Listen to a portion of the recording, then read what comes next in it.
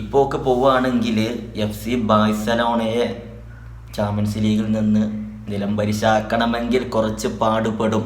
അതിപ്പോൾ ഇനി ബറൂസിയ അല്ല, ആര് വന്നിട്ടും കാര്യമുണ്ടാകുമെന്ന് തോന്നുന്നില്ല ഈ സീസണിൽ ബാഴ്സയെ തറ പറ്റിക്കാൻ.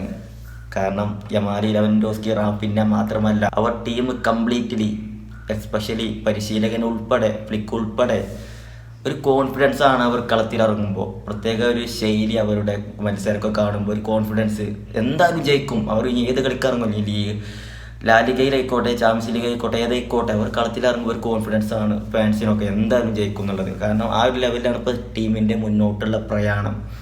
ചാമ്പ്യൻസ് ലീഗിൽ ബറൂസിയക്കെതിരെ 4-0 വിജയമാണ്. തിരിച്ചു വരൽ വളരെ ബുദ്ധിമുട്ടായിരിക്കാം ബറൂസിയക്ക്. റാഫിഞ്ഞ ചാമ്പ്യൻസ് ലീഗിൽ അസിസ്റ്റിലും ഗോളിലും മുന്നിൽ നിൽക്കുന്നു, 12 ഗോളുകളും 7 അസിസ്റ്റുകളുമായിട്ട്. ബെറ്റർ പെർഫോമൻസ് അവർ സീസണിലുടനീളം അവർ പുറത്തെടുക്കുന്നുണ്ട്.